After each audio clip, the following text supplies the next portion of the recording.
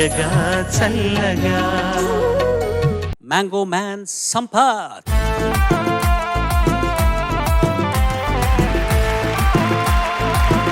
Hi Sampath. Hi sir. పెళ్లి గురించి నీ అభిప్రాయం? అభిప్రాయం అంటే ఈ ఏజ్లో ఏం చెప్తాను సార్. పెళ్ళికి వెళ్ళిన అభిప్రాయం ఎక్స్పీరియన్స్ చెప్పమంటే చెప్తాను కానీ. సరే, ఆ ఎక్స్పీరియన్స్ ఏంటో చెప్పు చూద్దాం. ఏముంది సార్, తెలిసిన వాళ్ళు ఎవరైనా ఉంటే మాట్లాడుకుంటాం. వాళ్ళతో కూర్చొని కబుర్లు చెప్పుకుంటా. ఎవరికో పెళ్లి జరుగుతుందట, కూర్చొని చెప్తుందాం.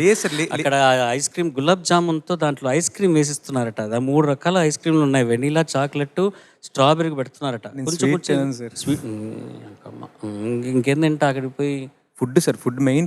మెయిన్ వెళ్ళేది భోజనం కోసం సార్. ఎక్కువ తెలిసిన వాళ్ళు ఉంటారు, ఎందుకంటే ఎక్కువ అమ్మాయిలు వస్తారు, మనకి అంత పరిచయం ఉండదు కదా. ఇప్పుడు అమ్మాయిల సంభాషణ ఎందుకు తీసావు అసలు? అవసరం లేదు. అక్కడ నా ఏజ్ గ్రూప్ ఆకు మీద ఏమేమి పెడతారన్న దాని గురించి మాట్లాడి ఉండొచ్చు. అమ్మాయిలు వస్తారు కదా అంటే అక్కడ పప్పు పెడతారు సార్, కొంచెం ఆవకాయ, ఊరగాయలు ఇవన్నీ పెడతారు సార్, 4 వెరైటీలు కూరలు ఉంటాయి సార్, సాంబార్ ఉంటుంది సార్, ఇలా ఇట్లాంటివి ఏమైనా చెప్పొచ్చు. కానీ అమ్మాయిలు వస్తారు, మనకి పరిచయం లేదు. అక్కడ పెట్టిన విస్తరాకు మీద కూడా నీకు పరిచయం లేదు, కానీ బాగా నాకుగా.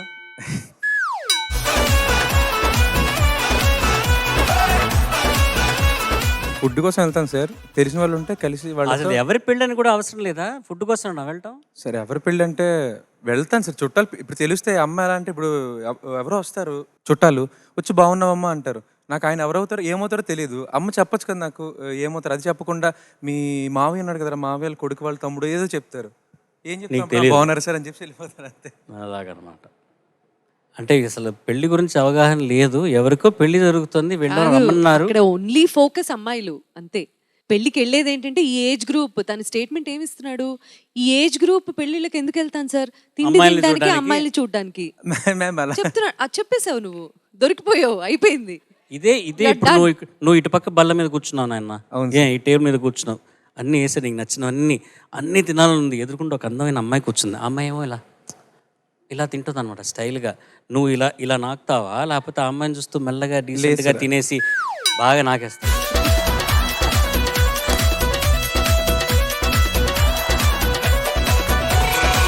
అదే best method. Best sir. I don't care what they think about. అంతే కదా? అంతే సార్. Very nice. నువ్వు ఎంపిక చేసుకున్న పాట గురించి. నేను పాడుతున్న పాట వచ్చిందమ్మా. All the best. Thank you sir.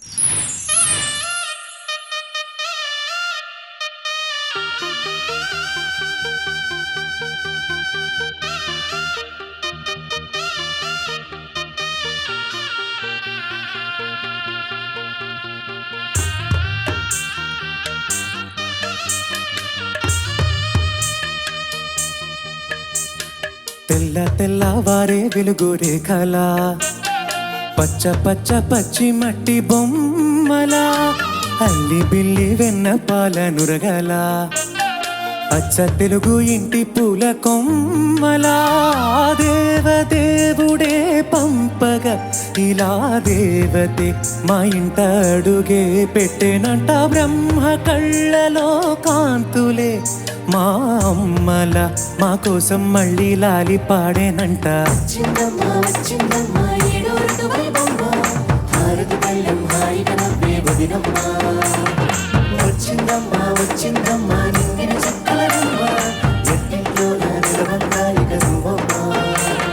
తెల్ల తెల్లవారే వెలుగు రేఖల, పచ్చ పచ్చ పచ్చి మట్టి బొమ్మలా.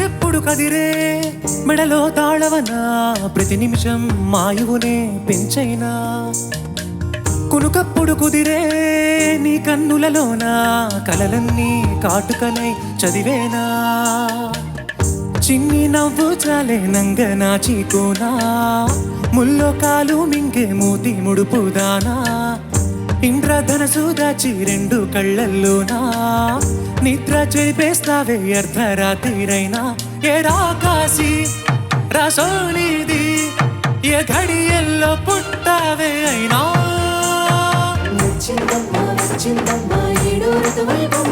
నా ఊహల్లో నా ఊరేగింది నువ్వమ్మా, వచ్చిందమ్మా వచ్చిందమ్మా. బ్రహ్మచర్యం బాకీ చెరిపేసిందమ్మా.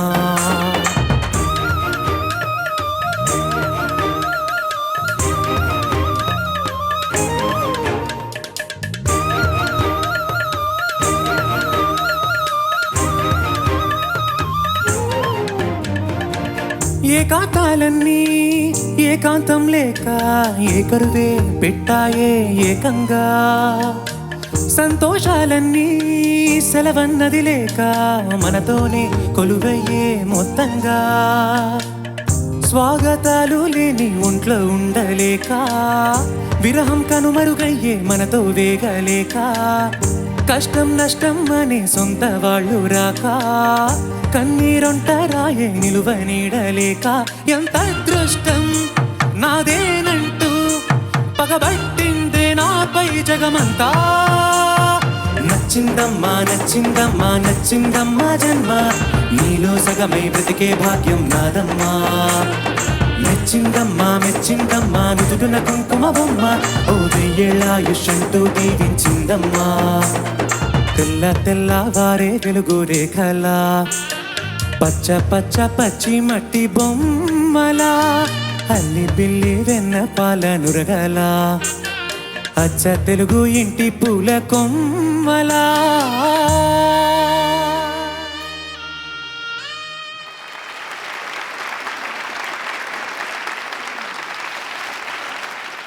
Over to you judges. Sampath, ma'am నమస్తే. నమస్తే అమ్మా. నువ్వు ఒరిజినల్ స్కేల్లో పాడడం అనేది మంచి విషయమే, ఒప్పుకుంటాను. కానీ ఇది టెంపో కొంచెం ఫాస్ట్గానే ఉంటుంది, యట్ అందులో మెలడీ ఉంటుంది. సేమ్ టైం లిరిక్స్ స్పష్టంగా వినిపించేలాగా పాడాలి. సో చాలా రిస్క్ ఉంది ఇందులో, ఒక కాంపిటీషన్లో పాడాలి అంటే. దానికి చాలా కాన్ఫిడెన్స్ కావాలి. ఇదేమైపోతుంది, కొన్ని చోట్ల షార్ప్ అయిపోతుంది, కొన్ని చోట్ల ఫ్లాట్ అవుతుంది. ఆ శృతి ఏదైతే నువ్వు సెలెక్ట్ చేసుకున్నావో ఒరిజినల్గా ఉందో అది నీకు తగ్గట్టుగా నాకు అనిపించలేదు. అట్లీస్ట్ ఒక హాఫ్ నోట్ ఆర్ 1 నోట్ తగ్గించుకుంటే బాగుంటుందేమో అని అనిపించింది. ఎందుకంటే నీ వాయిస్ థిన్గా వినిపించింది ఈ పాటలో, అంటే రౌండ్నెస్ వినిపించలేదు నాకు. గమకాలు బాగున్నాయి, పాట కూడా నీకు చాలా ఇష్టమైన పాట పాడుతున్నావు. పెళ్లి పాటలు అంటే నాకు తెలుసు చాయిస్ తక్కువే ఉంటుంది, but at the same time so ఇవన్నీ దృష్టిలో పెట్టుకోవాల్సిందేమో అని అనిపించింది. I'm not talking about the song selection, I'm talking about the scale. So అదే కొంచెం ఇబ్బందిగా అనిపించింది. ఎందుకో కొంచెం హడావిడి ఎక్కువైనట్లు అనిపించింది. అంతే అంతే అంటే చాలా చెప్పాను, but that's what I felt. I'm sorry, but that is what I felt. Okay, yes ma'am. Sampath, నీకు శృతి కరెక్ట్గానే సరిపోయిందని నేను భావిస్తూ, కాకపోతే రిషభంలో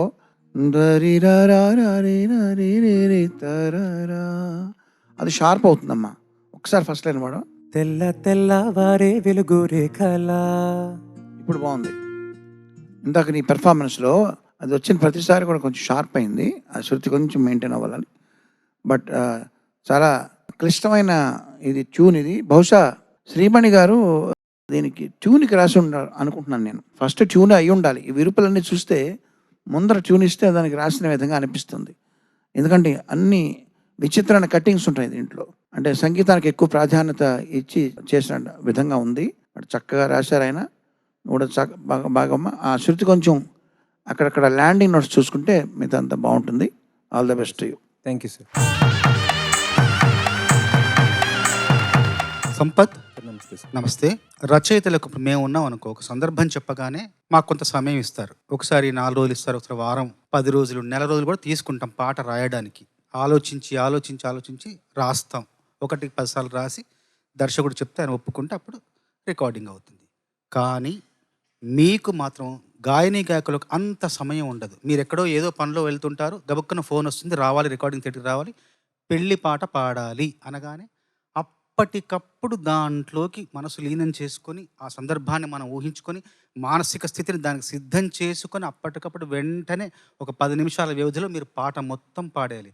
అంటే రచయిత నెల రోజులు చేసిన కృషి అంతా మీరు పావుగంటలో చేయాలి. దర్శకుడు కొన్ని సంవత్సరాల పాట అనుకుంటారు, ఆ సందర్భాన్ని మీరు వెంటనే అర్థం చేసుకొని దాంట్లోకి వెళ్ళిపోవాలన్నమాట. అలాంటి క్లిష్టమైన వృత్తి, అలాంటి గొప్ప వృత్తి కూడా. కాబట్టి ఈ పాటలో నాకు అనిపించింది ఏంటంటే ఇంకా ఎక్కువ లీనం అవ్వాలి, బాగా అనుభూతి చెందాలి. అనుభూతి చెందితే పాట ఇంకా అద్భుతంగా వస్తుంది.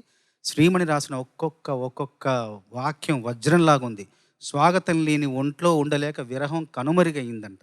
సంతోషాలకు సెలవు లేదు, ఏకాంతాలని ఏకాంతం లేక ఏకరువే పెట్టా ఏకంగా. ఈ పాటలో 100 అంటే 25 పాళ్ళు కోరస్కుంది. కోరస్ మీతో పాటు సాధన చేస్తున్నారా? చేస్తున్నారా? చేస్తున్నారు. మీతో పాటు మీరు ఎన్ని రోజులు చేశారో ఇంకా వాళ్ళు ఎక్కువ చేయాలి.